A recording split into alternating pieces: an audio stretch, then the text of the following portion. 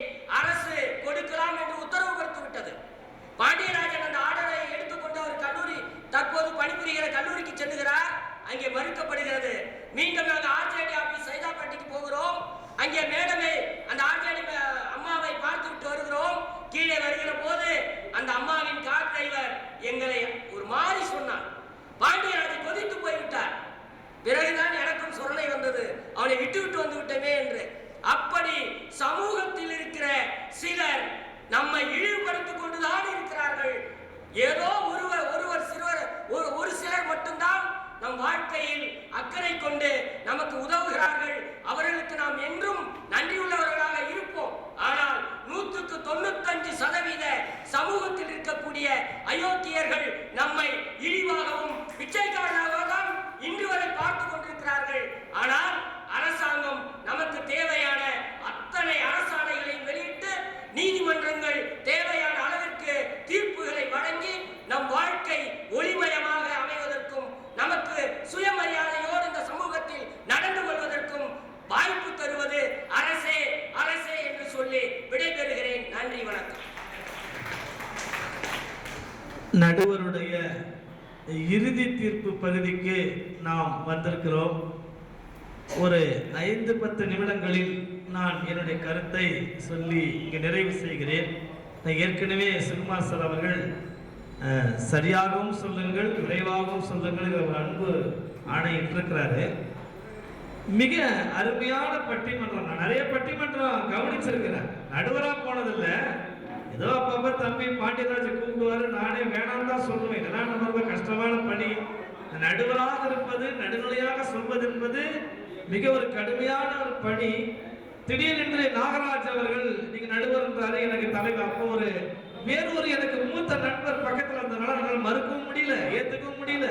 என்ன விஷயமே தெரியல. சரி தம்பி சரி தம்பின்ட்டு அதான் நடந்த விஷயம். அதனால அப்படி ஒரு திடீரென்று கிடைத்த ஒரு நடுவர் பணி. ஆனால் ஒரு அருமையான ஒரு வாய்ப்பு. என்னுடைய அருமை குழந்தைகள் மத்தியில இருந்து பேசுவது, அவர்களுடைய கருத்துக்களை கேட்பது இல்லையா. மகன் தந்தை காற்றோடு இவன் தான் என்னோ அதுதான் அந்த தந்தை மகன் காற்று. அந்த பிள்ளைகள் எப்படி வளர்ந்திருக்கிறாங்கன்னு ஒரு பார்க்கறது ஒரு அருமையான ஒரு சந்தர்ப்பம். ஒரு 5 பேராசிரியர் பங்கேற்கின்ற ஒரு பட்டிமன்றம், ஒரு சிறந்த பட்டிமன்றம். நீங்க எல்லாம் அருமையா கவனிச்சிருப்பீங்க. என்னுடைய தர்ம சங்கடமான நிலைமை. இந்த பக்கம் சொன்னா நான் நாளைக்கு குமார் கூட போய் வேலை செய்யணும், திவாகருக்கு சார்பா சொன்னா, குமாருக்கு சார்பா சொன்னா திவாகர் பார்க்கிற உங்க வேலையே இப்படிதானே, நீங்க அவரு கூடவே பயந்துட்டு வேற தீர்ப்பு சொல்லிட்டீங்கன்னு வேற சொல்லிடுவாரு. என்ன சொல்றதுன்னு தெரியல. நடுநிலையாக பார்த்து எது நடந்தாலும் நடக்கட்டும். சமூகம் என்றைக்கும் நம்ம விமர்சனம் செய்யத்தானே செய்யும், ஏற்றுக்கொள்வோம். அதனால 2 கருத்துக்கள் தான் இங்கே நாம் அந்த பட்டிமன்றத்தின் வாயிலாக தெளிவாக தெரிகின்றது. ஒன்று, நம்மை உருவாக்குவதிலே பெரும்பங்கு ஆற்றியிருப்பது சமூகம், பெற்றோர்கள் கூட கிடையாது. என்னுடைய வாழ்க்கை எல்லா நான் கவனிச்ச வரைக்கும் ஒரு சில பார்வையற்றவர்களை தவிர அந்த பார்வையற்றவர்கள் முன்னேற்றத்தில் பெற்றோர்களை விட, உடன் பிறந்தவர்களை விட பங்குபணி ஆற்றியது சமூகம் தான். அவங்களுக்கு வாசிப்பாளராக இருக்கலாம், மற்ற உதவியாளர்கள் எல்லா வகையிலும் செய்திருக்கலாம். இன்றைக்கு கூட நமக்கு வேலை கிடைப்பதற்கு கண்ணனையா போன்றவர்கள், இந்த அமைப்பிலே இருந்து நம்மோடு இருக்கிற லதா ராமகிருஷ்ணன் போன்றவர்கள், நம்ம எல்லா வகையான விஷயங்களும் அவங்களுக்கு எல்லாம் தெரியும். அந்த மாதிரி சமூகத்திலே நம்முடைய இதை மிக சிறப்பாக நமக்கு நிறைய செய்திருக்கிறார்கள். பட்டியலிட்டுக் கொண்டே செல்லலாம். ஒரு பார்வையற்றவருக்கும் பல பேர் துணையா இருந்திருக்கிறாங்க. அவங்க எல்லாம் எந்த சாதி பார்ப்பதில்லை, மொழி பார்ப்பதில்லை. அவர்களுடைய கருத்துல ஒன்று இருக்கலாம். ஏதோ இவர்கள் செய்தால் புண்ணியத்தை வேற வகையில கூட செய்யலாம். ஆனாலும் நமக்கு செய்ய வேண்டும். நம்மளை கூட்டிட்டு போறது, நமக்கு டீ காஃபி கொடுக்கறது, நமக்கு உதவி செய்யறது, நம்மளை பஸ் ஏற்றி விடுறது, எவ்வளோ விஷயங்கள் ஒருத்தருக்கும் பல அனுபவங்கள் இருக்கிறது. ஆக நம்முடைய அந்த ஏடி படியிலே உயர்த்தி இன்னைக்கு நான் ஒரு doctor Velu PhD MA MPhil PhD சொன்னா இந்த பட்டத்தை என் பெற்றோர் தரவில்லை, என் உடன் பிறந்த சகோதரர்கள் கொடுக்கவில்லை, என்னை சமூகம் கொடுத்திருக்கிறது. அதான் எல்லாருடைய அனுபவம். இதை யாரும் மறுக்க மாட்டீங்க. ஆனால் எனக்கு இந்த பணி, இந்த பேராசிரியர் பணி என்பதை எனக்கு அவர்களால் கொடுக்க முடியல. அரசு தான் கொடுத்திருக்கு. இன்னைக்கு நான் ஒரு இணை பேராசிரியர், மாநில கல்லூரி தமிழ் துறையினுடைய தலைவர், இல்ல நாளைக்கு வருங்கால முதல்வர் என்றெல்லாம் நான் என்னை சொல்லிக் கொள்ள வேண்டும் என்றால் அந்த அங்கீகாரத்தை எனக்கு வழங்கியது அரசு. கை நிறைய பணம், எனக்கு வெளில சொல்ல கூட பயமா இருக்கு. என் வாழ்க்கையில நினைச்சு கூட பார்க்கல இவ்வளவு சம்பளம் வாங்குவேன். இன்னும் எங்க அப்பா அம்மா கூட என் சம்பளம் முழுசா தெரியாது, சொன்னா அவங்களே பொறாமப்படுவாங்க. கண்டு தெரியாதுன்னு இவ்வளவு சம்பளமான அவங்களே நினைப்பாங்க. ஏன்னா நிறைய பெற்றோர் அப்படிதான் இருக்கிறாங்க. இப்படி நமக்கு அரசு, என் வாழ்க்கையில இப்படிதான் எல்லாருடைய வாழ்க்கையிலும் நமக்கு ஒரு உயர்வினை சமூகம் தருகிறது. அரசு அங்கீகாரத்தை தருகிறது, பணத்தை தருகிறது, பணியை தருகிறது, கௌரவத்தை தருகிறது. ஆகவே இதெல்லாம் நம்ம சீர்தூக்கி பார்க்கும்போது ஒருவருடைய வாழ்க்கையில இப்படி சில சிக்கல்கள், சமூகத்தில் சில சிக்கல் இருக்கலாம். தம்பி சொன்ன மாதிரி நம்மள எத்தனையோ பேர் ஒன்றில் ஒரு நாள் போன்ல பேசும்போது ப்ரொஃபசர் வேலுங்கிறேன், சொல்லுங்க சார்ங்கிறான். நான் பிளைண்டுங்கிறேன், சொல்லுப்பாங்கிறான். ஒரு செகண்ட்ல மாறிடுறான். பிளைண்டுன்னா அவனை சார்னு சொல்லக்கூடாது அப்படின்னு நினைக்கிறான். இப்படி ஒரு சமூகத்துல அங்கங்கே சில குறைகள் இருக்கத்தான் செய்கிறது. அதே போல அரசியலையும் குறை இருக்கு. எல்லாருக்கும் ஒண்ணு வேலை கிடைச்சது இல்லை. நம்ம கதவுகளை தட்டி தட்டி பார்க்கிறோம். ஒரு டிடி சுந்தராஜன் ஐஏஎஸ் அதிகாரி இருந்தார். நாங்கெல்லாம் வேலை கேட்கிறப்ப என்ன படிச்சிருக்கான் பாரு, தமிழ் சயின்ஸ் வாத்தியார் காலியாருக்கு போறியான்னு கேட்பாரு. அவ்வளவு நக்கல் பண்ணுவார். இப்படி அரசும் அரசு அதிகாரிகளும் இன்று வரை நம்மளை எத்தனை அரசாணைகள் இருந்தாலும் அதை மழுப்பல அரசாணை போடுறது. போன வருஷம் போட்டா பாத்தீங்களா, பணி வேலை இருந்தா குடு, 200 பேருக்கு வேலை கொடு, காலி பணியிட இருந்தா குடு, அப்படி ஒரு ஆணை போடுறோம். அதாவது சட்டம் போடணும், அது பயன்படாம போடணும் என்பது போல சில அரசு அதிகாரிகள், அரசு எந்திரங்கள் எல்லாம் ஒரு புறத்திலே மாறிக்கொண்டிருக்கிறது. ஆக இரு புறங்களிலும் குறைகளும் இருக்கிறது, நிறைகளும் இருக்கிறது. ரெண்டையும் சமமாக நாம் ரொம்ப துல்லியமாக இடை போட வேண்டும் என்றால் இன்னும் நிறைய நேரம் நாம பேசணும், விவாதிக்க வேண்டும். ஆகவே என்னுடைய தீர்ப்பாக, எப்படி ஒரு மனிதனுக்கு உடல் நலமாக இருக்கணும், அந்த நலமான உடல் இயங்க வேண்டும் என்றால் உயிர் இருக்க வேண்டும் என்பதை போல நமக்கு சமூகமும் நன்றாக உதவ வேண்டும், அரசும் நமக்கு துணையாக இருக்க வேண்டும், வேண்டிய ஆணைகளை பிறப்பித்து நம்மை உயர்த்த வேண்டும். இப்படிப்பட்ட நிலைகள் எல்லாம் இருக்கிற காரணத்தினாலே பார்வையற்றோர் முன்னேற்றத்திற்கு இரண்டும் தேவையே. இரண்டும் நமக்கு சிறப்பாகத்தான் செய்து கொண்டிருக்கின்றன. அதை செய்வதற்கு நம்மை போன்றவர்கள் செய்ய வைப்பதற்கு முயல வேண்டும். ஆகவே பார்வையற்றோர் முன்னேற்றத்திற்கு மிகவும் உறுதுணையாக இருப்பது அரசா சமூகமா என்று பார்த்தால் என்னால் தீர்ப்பு செய்ய முடியவில்லை. இரண்டுமே தான் தேவைப்படுகிறது என்று தோன்றுகிறது. அதையே தீர்ப்பாக கூறுகிறேன். உங்களுக்கு குழப்பம் இருந்தால் நீங்கள் மேல்முறையீட்டு பட்டிமன்றத்திலே இதனை தீர்த்துக் கொள்ள வேண்டுமா கேட்டுக்கொண்டு வாய்ப்புக்கு நன்றி கூறி அமைகிறேன். நன்றி, வணக்கம்.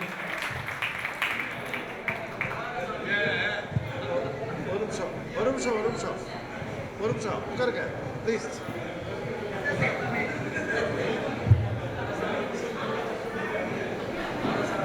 உண்மையிலேயே மனமார்ந்த நன்றி. இந்த பட்டிமன்ற தலைமை பொறுப்பேற்று குழுவாக அமைத்து நம்மிடையே உரையாற்றி நம்மை மகிழ்வித்ததோடு மட்டுமல்லாது நம்முடைய சிந்தனையை தூண்டும் வகையிலே, அதாவது தொடக்கத்திலும் சரி முடிவிலும் சரி இரண்டையும் சீர்தூக்கி பார்த்து நன்றாக ஒரு பதிலை சொன்னார்கள், தீர்ப்பை சொன்னார்கள்.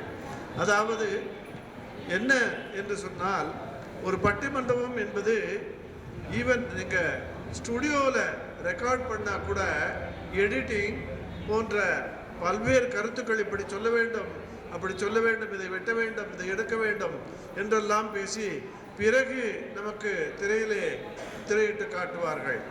அந்த டைம் கான்ஷியஸ்னஸ் என்று சொல்லப்படுகின்ற அந்த நேரம் பொன்னானது என்பதை உள்ளடக்கி அதற்குள் கருத்தினை நாம் ரத்தின சுருக்கமாக வைக்க வேண்டும் என்று எடுத்துக்கொண்ட அந்த முனைப்பு இருக்கிறதே, அது மெச்சப்படுகிறது, பாராட்டப்படுகிறது. ஏனென்று சொன்னால் அந்த டீம் ஸ்பிரிட் இருக்குது. தலைமைக்கு கட்டுப்படுகிறார்கள், தங்களுடைய பொறுப்பை அருமையாக ஆற்றினார்கள். அப்படி தங்களுடைய கடமைகளை ஆற்றி இந்த பட்டிமன்றத்தை நம்முடைய அருமையாக நிறைவு செய்தமைக்கு அவர்களை இந்த அமைப்பின் சார்பாகவும் உங்களின் சார்பாகவும் எங்களுடைய நெஞ்சார்ந்த நன்றியினை தெரிவித்துக் கொண்டு அவர்களுக்கு சிறப்பு செய்யும் வகையிலே லதா ராமகிருஷ்ணன் அவர்களை நான் அழைக்கிறேன். எங்களுடைய அமைப்பின் மூத்த உறுப்பினர் திரு ராஜசேகர் அவர்களையும் எங்களுடைய வைஸ் பிரசிடென்ட் வசந்தா ஜெயராமன் அவர்களையும் வந்து பட்டிமன்றத்தில் கலந்து கொண்ட அனைவரையும் கௌரவிக்கும்படி கேட்டுக்கொள்கிறேன். நான் அவங்களுடைய வள்ளுவர் பார்வைங்கிற அவங்களுடைய அமைப்பு நடத்திய பட்டிமன்றத்துக்கு போனால் ரொம்ப அழகாக பேசுனாங்க.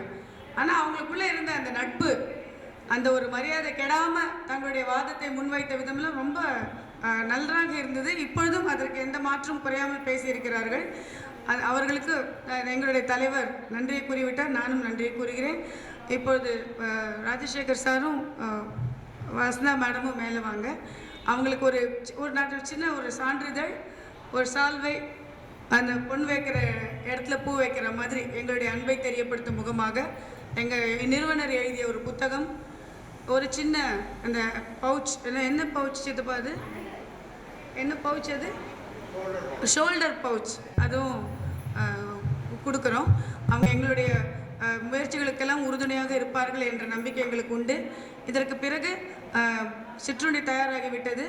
அதற்கு பிறகு அடுத்த அமர்வு அந்த சிறப்பு விருந்தினர் எங்களுடைய நெடுநாள் ஆலோசகர் திரு பிரபு, முன்னாள் நந்தனம் கல்லூரி முதல்வராக இருந்தவர். அவர் தான் தமிழகத்திலே முதல் பார்வையற்றவர் என்று நினைக்கிறேன், முதல்வராக பதவியேற்ற கல்லூரிக்கு. அவரும் அவருடைய குடும்பத்தாரும் வந்திருக்கிறார்கள். அவர்களையும் வருக வருக என்று வரவேற்கிறேன். இப்பொழுது இந்த அவர்களுக்கு மரியாதை செய்வதற்கு வசந்தா மேடத்தையும் ராஜசேகர் சாரையும் கூப்பிடுகிறேன். ராஜா சார்.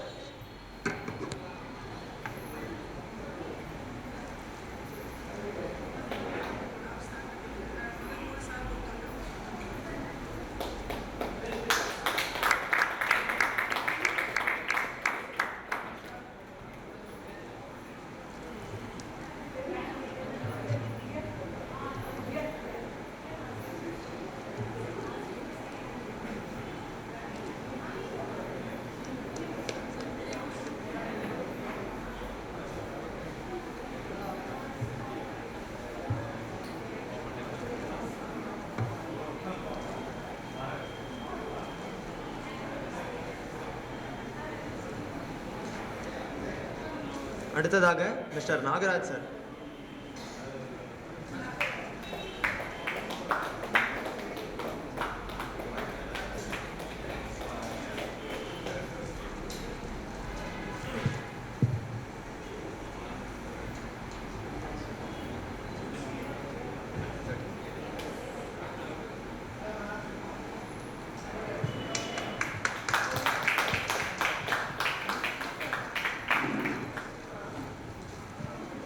அடுத்ததாக மிஸ்டர் குமார் சார்.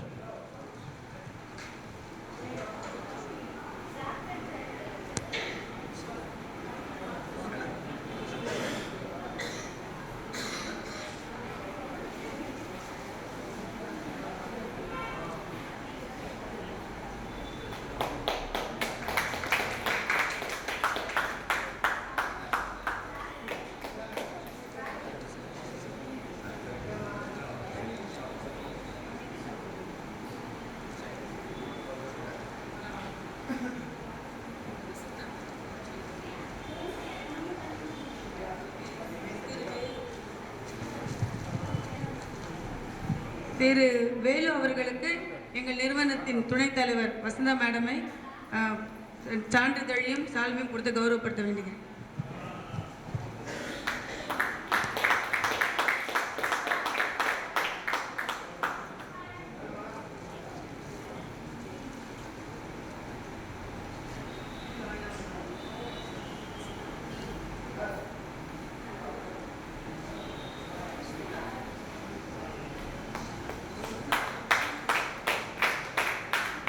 அடுத்ததாக மிஸ்டர் திவாகர் சார்.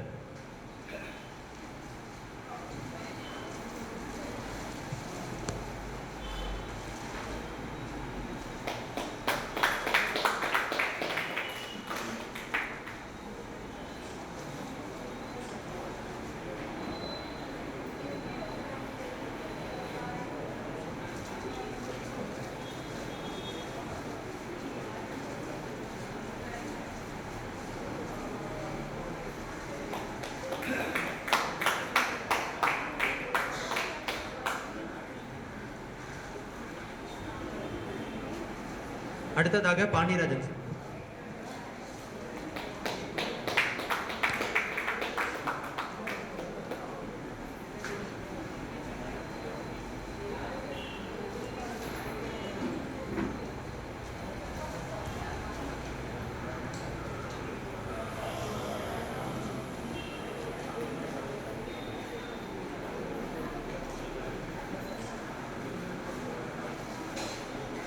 அடுத்ததாக அருணாதேவி மேடம்.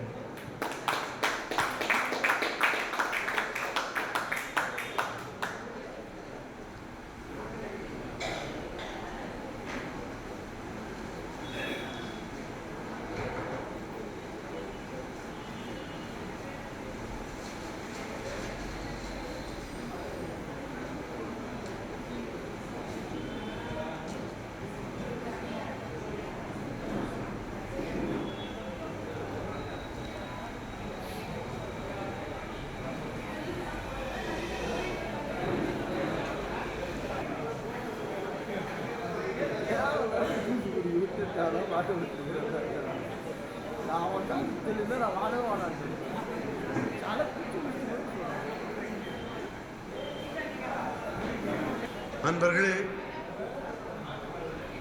சற்று அமைதி காத்து நிகழ்வை சிறப்பாக இதுகாரும் சிறப்பாக நடத்தி கொடுத்தீர்கள். அதை தொடர்ந்து சிறப்பாக நடத்தி கொடுக்குமாறு தங்களை அன்புடன் வேண்டிக் கொள்கிறேன். எனவே சற்று அமைதி காத்து நம்முடைய சிறப்பு விருந்தினர்கள் ஆற்றுகின்ற உரையை அடுத்த நிகழ்வாக நம்முடைய சிறப்பு விருந்தினர் நண்பர் திரு தினகர் ஐஆர்எஸ் அவர்களை பேசுமாறு அன்புடன் அழைக்கிறேன். பூர்த்தி மரியாதை செய்ய எங்களுடைய செயலர் கீதாவை வரும்படி கேட்டுக்கொள்கிறேன். அனைவருக்கும் வணக்கம். இந்த welfare foundation of the blind அதோட வெள்ளி விழா ஆண்டில் நாம் இருக்கோம். இந்நேரத்தில் நாம் ஜெயராம் சாரை நாம் நினைக்காம இருக்க முடியல. ஏன்னா டபிள்யூஎஃப்பியும் ஜெயராம் சாரையும் நம்ம பிரிச்சே பார்க்க முடியாது.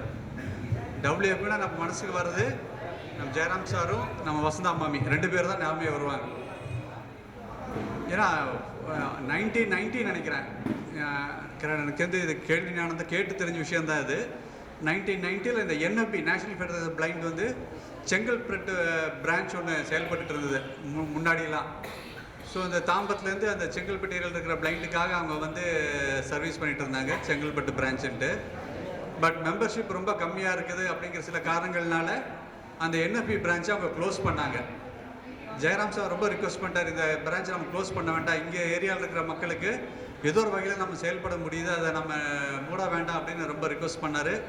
ஆனால் நிர்வாக காரணங்கள்னால அதை வந்து மூட வேண்டிய ஒரு சூழ்நிலை வந்தது. அப்போது 1990 அப்போ தான் வந்து இந்த இருக்கிற ஏரியா இருக்கிற மக்களுக்கு நம்ம ஏதோ பண்ணி ஆகணுமே, இந்த என்எஃப்பி பிரான்ச்சில் நம்ம எப்படி செயல்படுறது அப்படின்னு சொல்லி தான் ஜெயராம் சார் அவங்கள நண்பர்கள்லாம் முடிவு பண்ணி இந்த வெல்ஃபேர் ஃபவுண்டேஷன் ஆஃப் பிளைண்டை வந்து 1991 நினைக்கிறேன் அந்த காலகட்டத்தில் அது அங்கே ஆரம்பித்தாங்க. அவங்க இது பூரா என்ன சொல்கிறது, ஒரு சர்வீஸ் ஓரியன்டாக நான் சார் வந்து இந்த அசோசியேஷன் ஆரம்பித்தார். ஏன்னா அவர் வந்து ரொம்ப பாதிக்கப்பட்டவர். அவரை பற்றி நிறைய பேர்த்துக்கு தெரிஞ்சிருக்கோம். அவர் தான் நம்ம தமிழ்நாட்டில் இருக்க ஃபஸ்ட்டு பிளைண்ட் கிராஜுவேட். அவர் தான் பிளைண்ட்லேயே அவர் தான் வந்து first blind graduate Jayaram sir. அது மட்டும் இல்லை, ஃபஸ்ட்டு பிளைண்டு போஸ்ட் கிராஜுவேட்டும் அவர் தான். அது மட்டும் இல்லை, டீச்சர் பிளைண்ட் இதில் டீச்சராக வந்தது ஃபஸ்ட்டு ஆள் அவர் தான் தமிழ்நாட்டிலேயே. ஸோ இதெல்லாம் வந்து சாதாரணமாக அவரால் அது பண்ண முடியல. பல கஷ்டங்களுக்கு நடுவில் அவர் வந்து இப்போ நிறைய போராடி அவர் லைஃப்பில் நம்ம இவ்வளோ தூரம் அவர் முன்னேறி வந்திருந்தார். ஸோ நம்ம பலனடைஞ்சது வந்து நம்ம சமூக மக்களும் வந்து பலனடையணும், அவங்களுக்கு நம்ம எதாவது செய்யணும் அப்படின்ட்டு அவர் எண்ணத்தில் தான் அவர் இந்த என்எஃப்பிலையும் இருந்தார். அதுக்கப்புறம் இந்த டபிள்யூஎஃப்பியில் ஆரம்பித்தார். அவரே கூட இப்போது 4-5 வருஷத்துக்கு முன்னாடி நம்ம ரகுராமன் வந்து இந்த வள்ளுவன் பார்வையில் அவரோட இன்டர்வியூ எடுத்து போட்டிருந்தார். அது கூட ஜெயராம் சார் வந்து சொல்லியிருந்தார். அதாவது நம்ம சமூகம் எப்படின்னா, ஒரு குடும்பத்தில் அண்ணன் எப்படி முன்னுக்கு வந்துட்டானா அவன் வந்து குடும்பத்தில் மற்ற தம்பி மற்றவங்களெல்லாம் எப்படி முன்னுக்கு கொண்டு வரானோ, அதுபோல் நம்ம சமூகத்தில் இருக்கிறவங்க யாரெல்லாம் முன்னுக்கு வந்திருக்காங்களோ, படித்து மேலே வந்திருக்காங்களோ, அவங்கெல்லாம் வந்து கீழே இருக்க நம்ம பார்வையிடுற நண்பர்களுக்கு வந்து உதவி பண்ணி அவங்களையும் முன்னுக்கு கொண்டு வரணும் அப்படின்னு அவருடைய ஒரு கருத்தை சொல்லியிருந்தார். அதை வந்து ரொம்ப கரெக்ட். ஏன்னா அதே இன்டர்வியூவில் அவர் எப்படி இதை